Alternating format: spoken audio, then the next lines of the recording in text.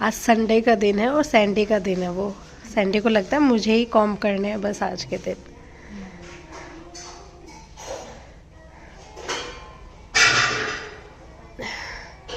बस बस कितनी देर लटकोगे इसको? कम से कम 10 मिनट हो गए हैं। 10 मिनट नहीं नहीं, तो 5 मिनट, हाँ भी 5 नहीं। मिनट तो हो ही गए। बस बस बस चलो बैठो।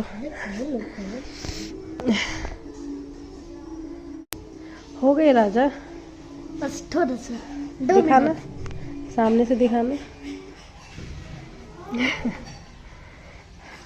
और आज शिवरात्रि से नेक्स्ट डे है। नाश्ता हमने कर लिया है। नाश्ते में हमने पराठे, आलू के पराठे, क्योंकि कल नमक का नहीं खाया था ना, तो सुबह सुबह बहुत ज़्यादा मन कर रहा था। यहाँ पे सिया की लीज़ा चल रही है। सुबह का टाइम ने 1 बजने वाला है, लेकिन संडे का दिन होता है ना, तो थोड़ा ऐसे ही होता है, लेट वेट उठते हैं बच्चे, फिर ऐसे चलता है। और अभी हमारा लंच बनेगा, बाकी सारी चीज़ें हो गई हैं। हमारा लंच रहता है और उसके बाद हमें अपना तैयार, बच्चे तो तैयार होके घूम रहे हैं। चलो सैंडी बस बाबू, बहुत हो गया कॉम, देखो अभी तक लगा हुआ है।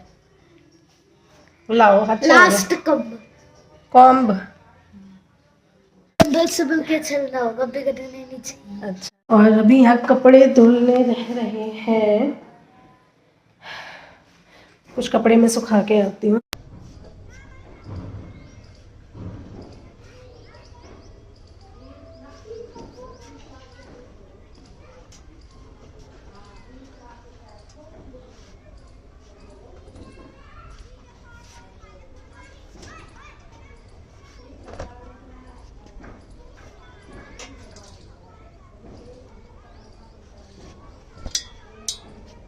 एंड फ्रेंड्स, दोपहर का टाइम था यहाँ पर, हमने सोचा फिर से कुछ स्नैक बनाए जाए, सभी लोग जैसे घर में थे। तो एक्चुअली क्या है, इससे एक दिन पहले ना गोलगप्पे आए थे, तो गोलगप्पे का पानी काफ़ी एक्स्ट्रा लेके आ गए थे, तो वो बचा हुआ था, तो हमने सोचा साथ के लिए गोलगप्पे बना लेते हैं। तो यहाँ पर मैंने सूजी में मोमन डाले हैं, जिससे कि वो अच्छे से बाइंड हो सके। फिर हल्के गर्म पानी के साथ आटा गूंथ लिया है, उसको 20 मिनट के लिए रख देंगे, और उसके बाद हमने गोलगप्पे बनाने शुरू कर दिए हैं। तो यहाँ पर देखिए, हमने इस तरह से उसकी लोई हमने बेल ली है, और एक बोतल का ढक्कन लेकर उससे हम इसकी शेप काट रहे हैं, और एक्स्ट्रा पार्ट निकाल कर इनको लंबा लंबा इस तरह से हम कर देते हैं, जिससे कि शेप अच्छे से बन जाती है। तो बस इंतज़ार किस बात का था, कढ़ाई हमने रख दी है, तेल गर्म हो गया है, एंड उसमें हमने गोलगप्पे उतारने शुरू कर दिए हैं। एक्चुअली क्या है, जैसे गोलगप्पे का जो पानी है वो रखा हुआ था, इमली की चटनी रखी हुई थी, आलू उबले हुए थे, तो सारी चीज़ें ऐसी थी, तो वो जोर दे रही थी कि चलो गोलगप्पे बनाए जाए। तो ना इसीलिए हमने गोलगप्पे बना लिए। देखिए बड़े अच्छे से फूल गए हैं, बहुत क्रिस्पी बने थे। आई थिंक आपने ध्यान दिया हो, मैंने with in I think 10 seconds मैंने इसकी रेसिपी भी आपके साथ शेयर कर दी है। आप बना के देखिएगा, बहुत क्रिस्पी बनते हैं। और ये यहाँ पर मैं थोड़ा सा ना साउंड निकाल के दिखा रही थी, लेकिन इतना शोर हो रहा था किचन में, तो मैंने सोचा चलिए अभी तो नहीं, फिर मैंने यहाँ पे साउंड ऑफ कर दी थी। यहाँ पे हम इसमें स्टफ़ करने का जो मसाला है वो तैयार कर लेते हैं। आलू उबला हुआ है, प्याज डाल दिए हैं, चने उबले हुए वो डाल दिए हैं, चाट मसाला डाल देंगे, नींबू इस पर डाल देंगे, एंड थोड़ा सा नमक। तो इससे ही हमारा इसका स्टफिंग का जो मसाला है वो बनकर तैयार हो जाएगा। ठीक है, और बाकी सारी चीज़ें थी, तो अभी चलिए सर्व कर लेते हैं।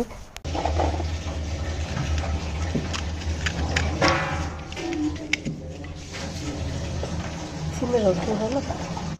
तो अभी आपने सुना, किचन में इतना ज़्यादा शोर होता रहता है, क्योंकि वही है हमारा किचन, बिल्कुल खुला हुआ है, आसपास के रूम से भी शोर आता है। कुछ हम किचन में काम कुछ कुछ कर रहे होते, कहीं बर्तन साफ हो रहे, कहीं कुछ कुछ हो रहा है, तो शोर आता रहता है, इसलिए मैं ज़्यादा वॉइस मतलब नहीं ऑन करती हूँ। तो यहाँ पर इमली की चटनी जो है हमने ऊपर से डालना शुरू कर दिया है, मसाला भर दिया है, और गोलगप्पे का पानी जैसे मैंने आपको बोला था पहले से था। तो देखिए, ओह फिर से देख के इनको मुंह में पानी आ रहा है। और बस हमारे गोलगप्पे तैयार हैं। तो आज हमारी गोलगप्पा पार्टी फिर से हो गई थी, लेकिन ये होममेड गोलगप्पे हैं और बहुत ही टेस्टी बने थे। एंड दोपहर में ये सब चीज़ें करके हम फिर थोड़ा सा शाम के टाइम पे हमारे घर से थोड़ा सा दूर एक पार्क है, यहाँ पर आ गए हैं। एक्चुअली मेन एम हमारा पार्क में आना नहीं था, मेन एम कुछ और था। मैं आपको एक सरप्राइज़ देना चाहती हूँ, लेकिन क्या था, अभी वहाँ पर काम इतना नहीं था कि मैं थोड़ा बहुत आपको दिखाऊं, तो फिर इसीलिए मैंने वो आइडिया ड्रॉप कर दिया था। तो बस मैंने पार्क की रिकॉर्डिंग इस वीडियो में शेयर किया, लेकिन जल्द ही हम दोबारा इस स्पेस पे जाएंगे, और आपके लिए कुछ है जिसके ना हिंट्स मैंने बीच बीच में आपको दिए हैं। तो वो चीज़ मैं आपके साथ जल्दी शेयर करूँगी। एंड यस, यहाँ पर ही थोड़ा सा हॉस्पिटल का सीन था। जैसे आप लोग कहते हैं कि थोड़ा सा आपके जो पेशेंट्स होते हैं उनका शेयर किया कीजिए, तो मैं अब इसमें क्या शेयर करूँ, क्या दिखाऊँ, लेकिन फिर भी मैंने थोड़ा सा आपको दिखाने के लिए क्लिप ली थी कि इस तरह का हमारा काम होता है। ये वाला जो पेशेंट है, ये इनका फ्रैक्चर हो रखा है, ऑपरेटेड केस है, तो इनको एक्सरसाइज का अब मैंने थोड़ा सा क्लिप ली तो मैंने इसमें शेयर कर दी। लेकिन हाँ, अगर आप डिमांड करते हैं तो मैं बीच बीच में अपने पेशेंट्स का ऐसे डालती रहूँगी, लेकिन प्रॉपर हिस्ट्री दे पाना वो सब मुश्किल है, क्योंकि हर कोई जो पेशेंट होता है वो भी एग्री नहीं करता, वो भी सहमत नहीं होता कि हम उसे रिकॉर्ड करें। ठीक है, तो जितना हो सकेगा फिर भी मैं करूँगी। हेलो एवरीवन, कैसे हैं आप सभी लोग एंड फ्रेंड्स। अभी क्या है, मेरा ब्रेक टाइम चल रहा है, मैंने सोचा आप लोगों से बात की जाए। और क्या है, मेरी तबीयत अभी ठीक नहीं हुई है, यहाँ पर भी मैं सुड़ सुड़ कर रही हूँ मतलब ना अजीब सा इरिटेशन सी होती है।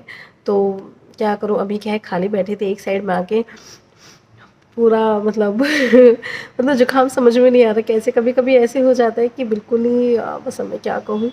तो ये बड़ा परेशान कर रहा है। मैं वॉइस ओवर भी कर रही हूँ ना, मुझे अपनी आवाज़ बड़ी अजीब सी लग रही है। एंड येस, एक बात करने के लिए आपसे मैंने किया था, कल की वीडियो पे कमेंट आया था कि मैंने कमेंट डिलीट कर दिया है। तो ऐसा कुछ भी नहीं था। डिलीट अगर कमेंट होगा तो वो कमेंट डिलीट होगा। अगर कोई आपका हेट कमेंट ऐसा होगा जिससे कि नेगेटिविटी फैल रही है, मेरे लिए भी बल्कि करते हैं, कितनी बार मोटी मोटी कुछ लिख देते, तो मेरे को ऐसे इतना फ़र्क नहीं पड़ता। हाँ, ये है कि कोई ऐसा कमेंट होगा कि जो नहीं होना चाहिए आई थिंक चैनल पे, तो मैं हटाती हूँ। वैसे तो मैं बहुत से वैसे तो मैं हटाती ही नहीं हूँ, बट उनका कंप्लेंट था कि मैंने उनका कमेंट डिलीट किया है। मैंने फिर सोचा कई बार कमेंट्स रिव्यू में चले जाते हैं, मैंने रिव्यू में भी चेक कर लिया, तो डियर आपका कमेंट आया ही नहीं है। कई बार ऐसे होता है, हम टाइप करते हैं और पर मुझे नहीं पता आपका कमेंट कहाँ गया। तो मैंने कोई कमेंट डिलीट नहीं किया है। और उसमें आई थिंक आपने कोई अपनी प्रॉब्लम शेयर की थी, तो ऑब्वियसली प्रॉब्लम शेयर की है तो उसमें डिलीट करने वाला क्या है, क्योंकि कई बार हम आंसर नहीं दे पाते हैं। कितनी बार जो और यूट्यूब फैमिली मेम्बर्स है वो कमेंट पढ़ के वो कुछ ना कुछ रिप्लाई ऐसे कर देते हैं कि कुछ ना कुछ हेल्प हो जाती है। पर चलिए, आपने मुझे गलत समझा, मेरे को तो पता है बड़ा घमंड था सीरियसली मुझे इस चीज़ पे। ये है कि कभी मुझे ज़रूरत पड़ी ना, तो मुझे आई थिंक सबूतों की भी ज़रूरत नहीं पड़ेगी। मुझे ये है कि मुझे आप लोगों पे इतना ट्रस्ट है कि मैं अगर कुछ कहूँगी तो आप लोग आसानी से मान लेंगे। आप लोगों को कुछ ये नहीं है कि मुझे हाँ कुछ अलग से दिखाना पड़ेगा, प्रूफ दिखाना पड़ेगा।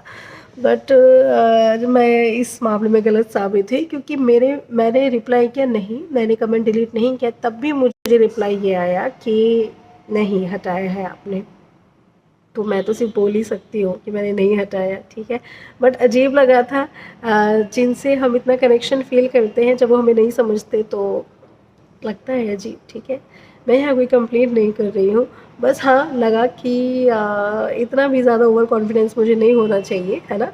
तो चलिए कोई नहीं। और ओहो, मैंने तो अभी देखा यहाँ पे ना एक साइड से धूप आ रखी है, पता नहीं कैसा आ रहा होगा।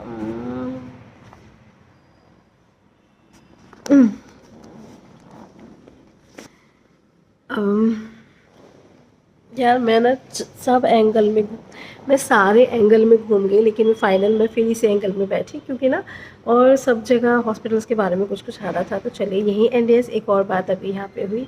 यहाँ पे क्या था, यहाँ पे जो सफाई वफाई करते हैं ना, मैंने बताया हुआ है कि हमारे केबिन के जस्ट बराबर में डायरेक्टर का ऑफिस है, तो उनके बेटे हैं, एज में कम है, लेकिन वो अब हॉस्पिटल को संभालने लगे हैं। आई थिंक वही संभाल रहे हैं, क्योंकि वो रेगुलर ऑफिस आते हैं, ठीक है। तो यहाँ पे जो सफाई वफाई करती हैं आंटियाँ, ऑब्वियसली ज़्यादा एज की हैं, तो मतलब उन्हीं सर से आई थिंक कुछ काम था। जो सर के बेटे हैं उनसे काम था। तो उन्होंने क्या किया, देखा ऑफिस में नहीं है, तो बड़ी अजीब सी लैंग्वेज में बोले कि कहाँ गया ये, ऐसे करके। तो मतलब मुझसे नहीं सुना गया। मैंने बोला, मैंने कहा आंटी, जिस हॉस्पिटल में हम काम करते हैं, जहाँ हमें सैलरी मिलती है, जहाँ से हम अपना खाना पीना कर रहे हैं, वो उस हेड के लिए इस तरह के शब्द पीछे से यूज़ करना मुझे बड़ा अजीब लगा। वरना मैं इतना ज़्यादा ना कोई कुछ भी करता रहे, मैं ज़्यादा बोलती नहीं हूँ, बट मुझे बहुत ही अजीब लगा। फिर मैंने स्पेशली बोला, मैंने कहा आंटी नहीं है तो इसका मतलब ये नहीं ना, या उम्र में कम है तो आप ऐसे बोलोगे, अपनी कुर्सी पे बैठे हैं, संभाल रहे हैं, तो आई थिंक एक रिस्पेक्ट देनी चाहिए। तो मैंने उनको फिर इस बारे में बोला ऑब्वियसली अपनी गलती कोई नहीं मानता कि कभी कभी हमारी अपनी मदर टंग है निकल जाता है, बट मैंने उनको कई बार देखा है वो इसी तरह से बात करते हैं। तो मेरा ना एक विचार आया मन में कि आई थिंक ना हमें ऐसे करना चाहिए। कई बार जब हम नहीं टोकते ना तो उन लोगों की हिम्मत हमारे सामने और ज़्यादा ऐसे वर्ड्स यूज़ करने की बढ़ जाती, क्योंकि ना पहले मैं बोलती नहीं थी। मैंने कहा ठीक है जिसको जो करना है करो, मैं अपने काम से काम रखती थी, बट मेरे से नहीं रुका गया, मैं बोली। तो आगे से फिर मैंने ध्यान दिया कि आंटी आप कुछ भी करें तो उन सर के लिए आप वर्ड ही उन सर के लिए ना सर ही वर्ड यूज़ कर रही है।